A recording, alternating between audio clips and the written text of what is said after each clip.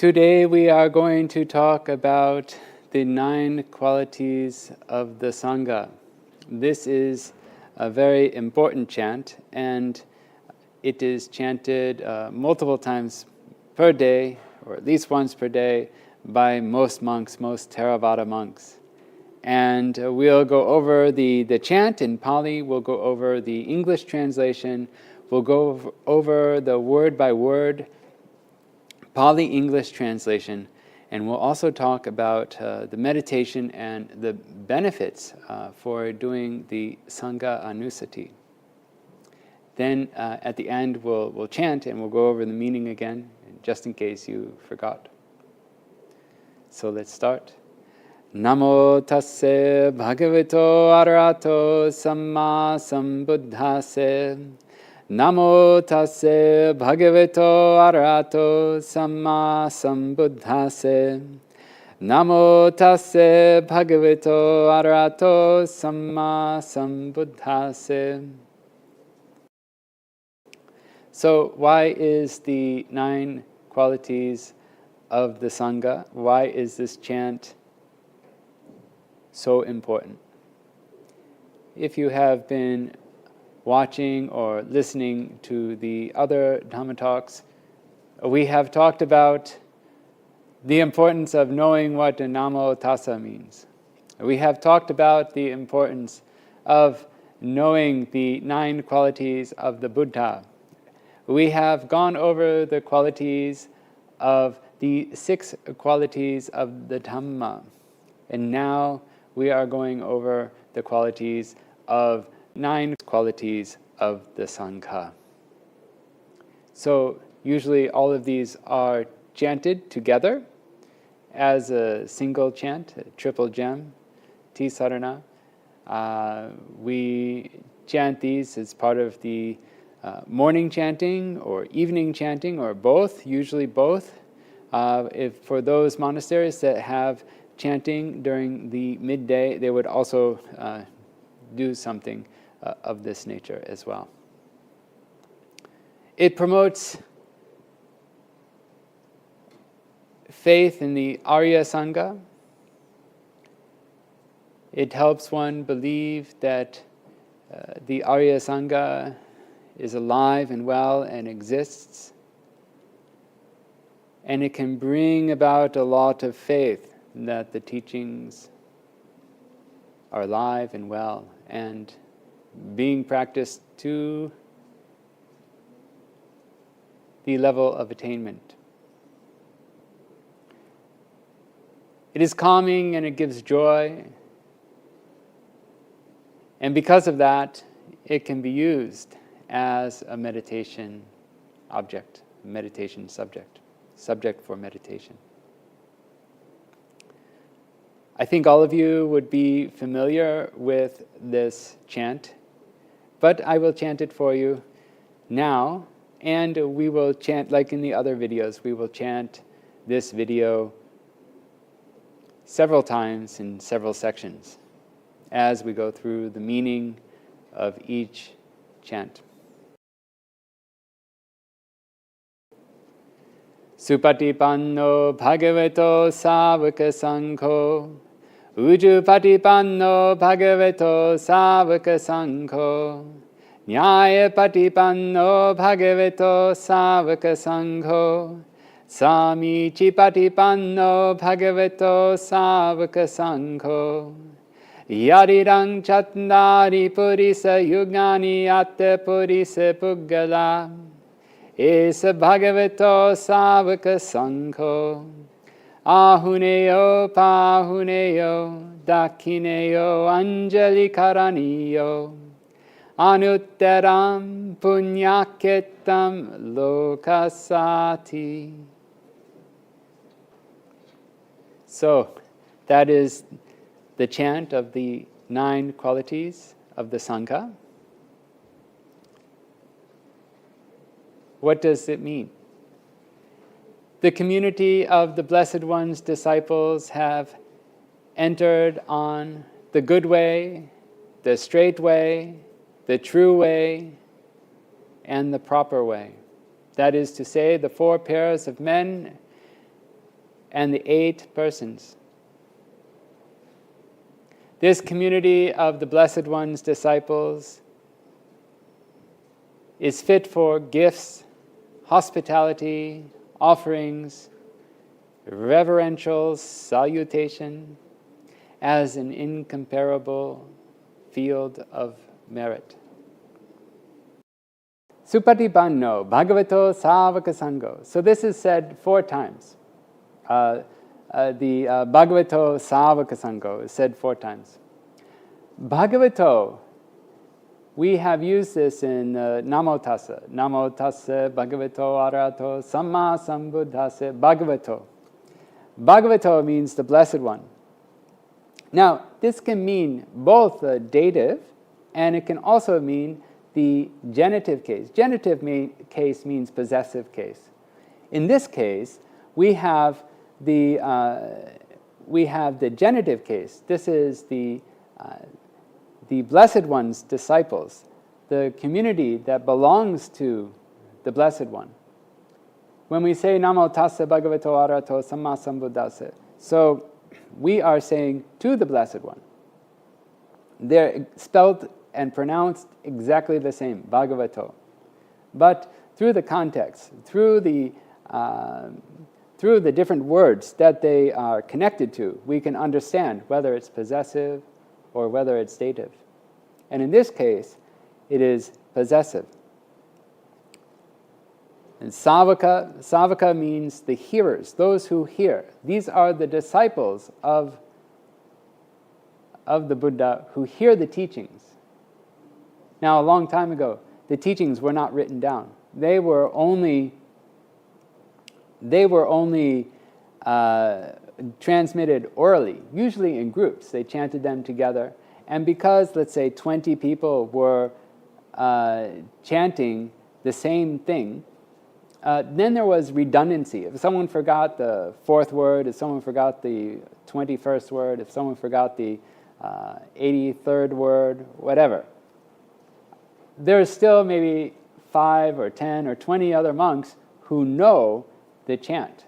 And so because of this redundancy, it was actually considered very highly reliable with this redundancy. There are many chants, actually, that I can only chant with the presence of a group. But chanting something alone is much more difficult. And so you might think that it's not so reliable, because you might think, oh, you just have to remember it alone. But actually, we chanted these with groups of people. Eventually, it was written down because we were afraid that we would lose the teachings. But for a long time, it was actually transmitted orally in groups, and it was very very reliable, and it can be proven that it's reliable. I don't really like to promote the idea of early Buddhist texts, but they can show that there are striking similarities with other versions of the Buddhist teachings that have survived even after being translated into other languages. But we should always rely on the Pali text as an authority. While it can give you faith, we shouldn't be comparing different language texts that have been translated 3 or 4 times. So this is not anything that is worth doing. We can understand that the oral tradition was good and proper, and that's enough. And the Pali texts are the most important, and we should rely on that. If you're a Theravada, if you're someone who follows another religion, okay, then you can do like this. So the Savaka is the hearers. They're the ones who followed the teachings. The Sangha is the community of those disciples. These are those who have right view. And these are the Arya Sangha. Now there are many different labels for Sangha. So we have Arya Sangha, like anyone who has attained the teachings. And we also have the monastic Sangha, we have the Sangha of the monks, and we have we have a mixture of Sangha. With we have the we could say we have different levels. Like for instance, the whole community. We could say the bhikkhunis, the bhikkhus, the bhikkhunis, the samaneras, the samaneris. Then we have the sikamanas as well. We could expand that further, but in the general sense, when we say the Arya Sangha are those who have attained, even lay people. But when we have the Sangha, when normally we refer to the Sangha, this is the community of the monks. So this is what Sangha means. And it can mean the bhikkhunis as well. And so this is what it means.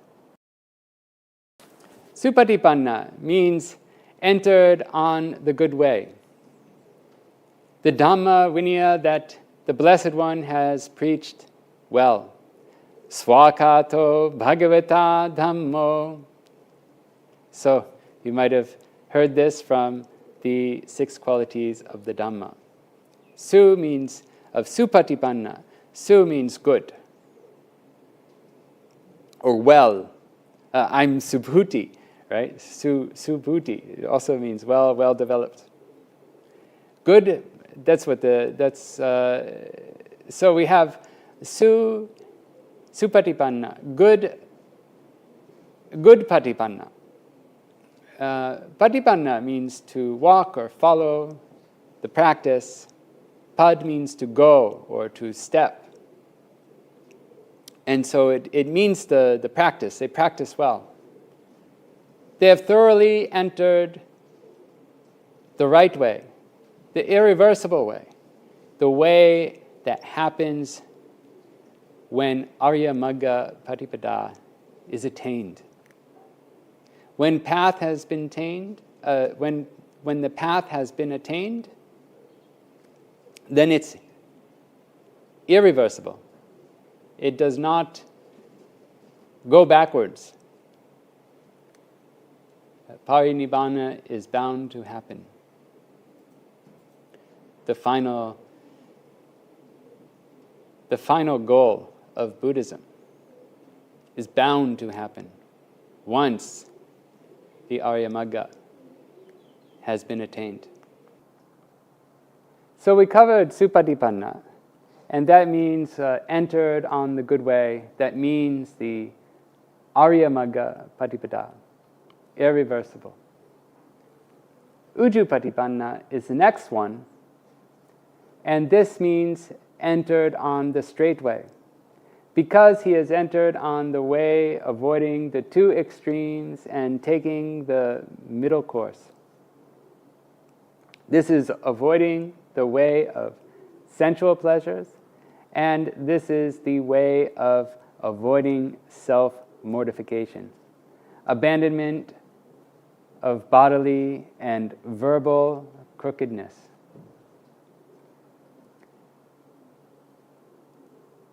The Arhat abandons all the faults of the mind. The bodily and verbal crookedness, the Sotapanna, the person who has attained the first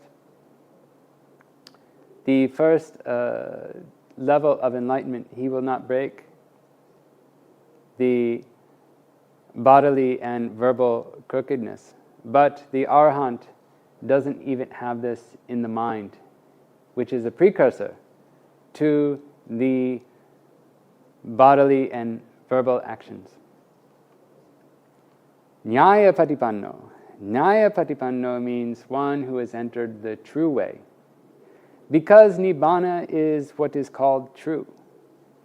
Entered on the way with Nibbana as its aim. That is what Nyaya-patipanno means. Samiti-patipanno means entered on the proper way. Because he has entered on the proper way, those who are worthy of proper acts are worthy of veneration. Because he is one who has attained at least the first level of enlightenment. Because of that, because of being worthy, we have Yaridang Chattari Purisa Yugani Atte Purisa Pugala Esa Bhagavato Savaka Sangho. So, Yaridang, that is to say, the 4 pairs, Atta Purisa Pugala, the 8 individuals. These are the 4 Maggas and Phalas, the paths and fruitions. Esa Bhagavato Savaka Sangho. This community of the Blessed One's disciples, this is the community of the Blessed One's disciples. Esa means this, Bhagavato, genitive.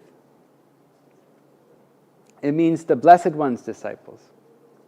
Savaka Sangha is the community disciples, the hearers, those who indeed have heard. Ahunyo, Pahunyo, Dakinyo, 𝗷𝗵𝗀𝗀𝗃.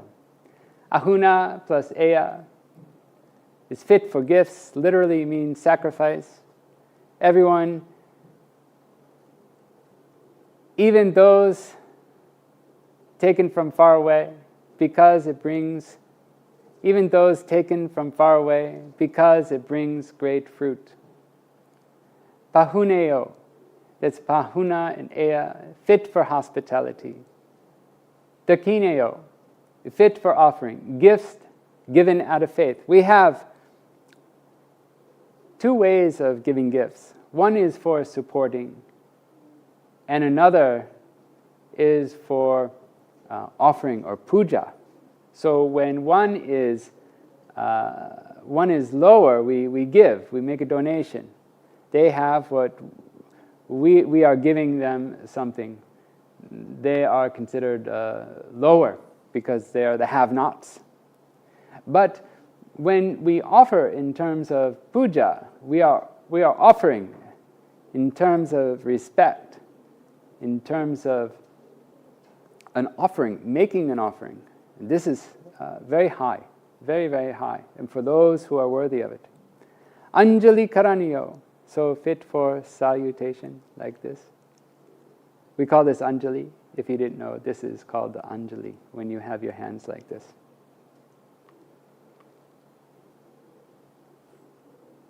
So we have a Dhammapada verse, verse number 107. One might tend for 100 years the forest's sacred fire. But if for only a moment one might honor the self-developed, such honor were better by far than a century of sacrifice or centuries of sacrifice. A different way that we can look at this is, this is actually from an AI rendering of it, which actually did a really nice job. For a century, one could care a sacred flame in a forest lair, yet a fleeting moment spent in homage to the self-content outshines the ritual, ancient and rare, a moment's respect beyond compare. I really feel this brings out the meaning of this verse. And what it's saying is that during the time of the Buddha, they had these people who worshipped fire, and they had other sects of Buddhism, other sects of religions, and they tended to this sacred fire. I'm not sure how it was done, but with the Buddhist teaching, with the right view, they can practice and they can attain liberation. And for this, they become more worthy of honor. And when you honor such people, such beings who have attained, then just for that moment, it's worth more than centuries of honor. Otherwise. Anutteram punyaketam lokasati. Anuttara means beyond comparison, unsurpassed and peerless. Punya, punyaketam, field of merit. Punya means merit. Ketta means field. Lokasa, for this world. We have a simile of a donation, where we have the farmer who grows things. The donor is the farmer. The seed is the gift. And the field is the recipient. What do we get when that grows up? That is the result. You have different types of soil. If the soil is not fertile, nothing will grow there. If the seed is not good, then if it's weak, then something might grow, but maybe not well. So the donor is the farmer. There is some skill to knowing when to plant according to the seasons, according to the knowledge of how things grow, when to water and irrigate the farm, etc.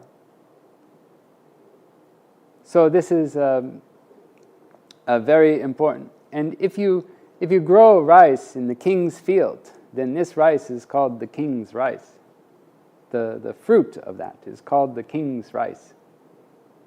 In the same way, we could say that when you give the gift to the Arya Sangha, then the result is of the same realm of the Arya Sangha.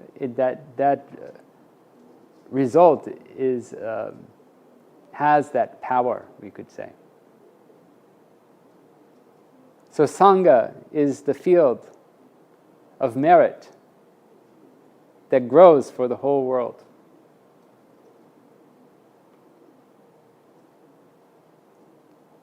So that's what it means by anuttaram punyaketam lokasati. So that's what it means. We have the benefits of the recollection of the Sangha. This is a meditation, Sangha Anusati, and you can practice this Sangha Anusati if you want. Actually, when we have donors, when I used to live at 𝗷𝗂𝗯𝗀, when I lived at 𝗷𝗂𝗯𝗀, the donors always would practice Sangha Anusati while donating to the Sangha, the community of monks in this case. And they would chant Supatipanno Bhagavato Savaka Sangho, and they just repeat it over and over and over and over again.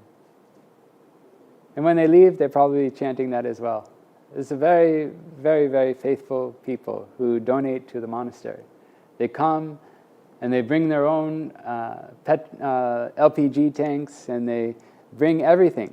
They bring everything to the monastery and they cook it there. They bring everything there. And then they leave and they take their tanks, or maybe they'll leave them. And this is how they do it. They're up the whole night cooking. I used to live near the Dhanasala, and you could hear them grinding the coconuts. There's a big machine to grind the coconuts to get the meat out. And they're up the whole night, and then they offer in the morning, whether it's the lunch or it's the breakfast, they're cooking long before that.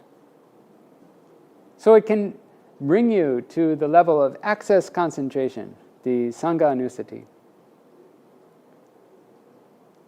As the mind only does one thing, that is the goal, to have a concentration on one thing.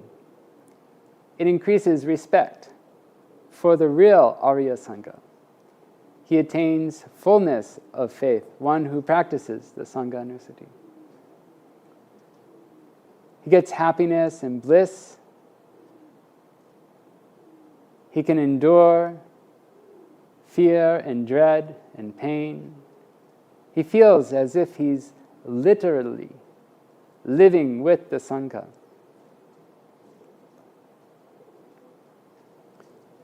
In fact, this sutta was given for the monks when fear and dread would arise in them. That's when these teachings were most famously given. They're given in other places, but this is when these teachings are given. Like when someone is in a war, they can see the armies with the flag, with the banner of their country's representation. And when they see that flag, they get that extra power. They get that extra faith to continue. In the same way, when we have the triple gem chants, as I've been teaching you in the past few lessons, and also now, then we can say that this can lift you up and give you that extra energy to practice. So he feels as if he's literally living with the Sangha. His mind aims for those same attainments. When you know someone can attain something, you have that ability to know that you can attain that too. It is similar to the 4-minute mile.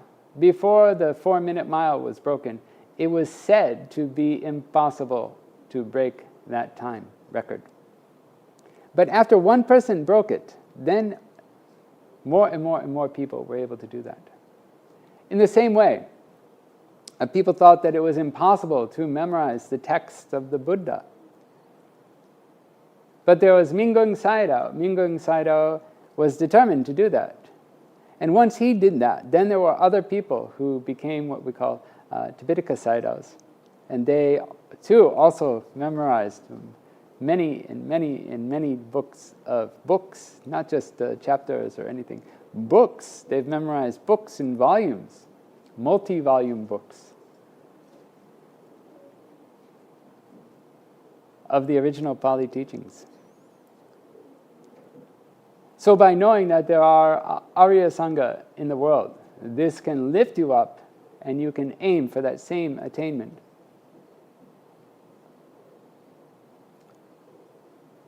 One can also get a sense of 𝗀𝗂𝗶𝗸𝗲, a sense of self-shame and fear of wrongdoing. In the West, this is self-shame is not so good, considered so good, but when we have a self-shame, what this does is it protects us. They are called the protectors of the world.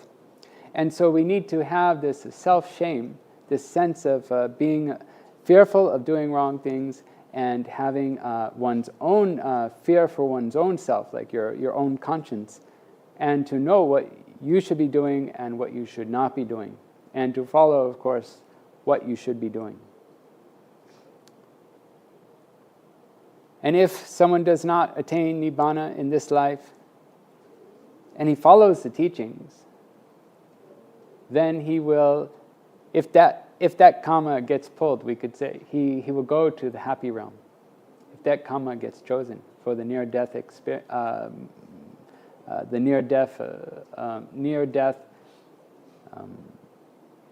mind process, Marana Javana, if that gets chosen for the Marana Javana, then the next life will become a happy realm.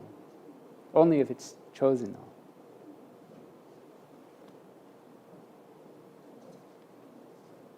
So let's go through the verse again. Supatipanno bhagavato sāvaka saṅgho, ujupatipanno bhagavato sāvaka saṅgho, nyāyapatipanno bhagavato sāvaka saṅgho, samīcīpatipanno bhagavato sāvaka saṅgho, yadidang chattari purisa yugani atta purisa puggala, esa bhagavato savaka sangho ahuneyo pahuneyo dakineyo anjali karaniyo anutteram punyaketam lokasati. So again, we'll go over the translation one more time. So the community of the Blessed One's disciples has entered on the good way, the straight way, the true way, the proper way. That is to say, the 4 pairs of men and the 8 persons. This community of the Blessed One's disciples is fit for gifts, hospitality, offerings, and reverential salutation, as an incomparable field of merit for the world. So, in conclusion, we have the 24 qualities of the Triple Gem. We have 9 qualities of the Buddha, we have 6 qualities of the Dhamma, and we just covered the 9 qualities of the Sangha. With the Sangha Anusati, you can attain Upacara Samadhi, you can attain concentration where you're only focusing on one thing at a time, and you can continue that continuous focus on a single subject. With that, you can attain Upacara Samadhi with this meditation as a subject. With that calm mind and the light of wisdom, you can look at the realities, mind and matter, and the causes of mind and matter, and seeing them arise and pass away, understanding that they are anicca, dukkha, and anatta, and then finally reaching Nibbana Supreme. So may you be one who now knows the 9 qualities of the Sangha, and be one who can attain Upacara Samadhi, access concentration, and using that light of wisdom to look at the realities, mind and matter, and the causes of mind and matter, and for continued existence throughout samsara. And finally reaching Nibbana Supreme quickly and safely. Sadhu, sadhu, sadhu.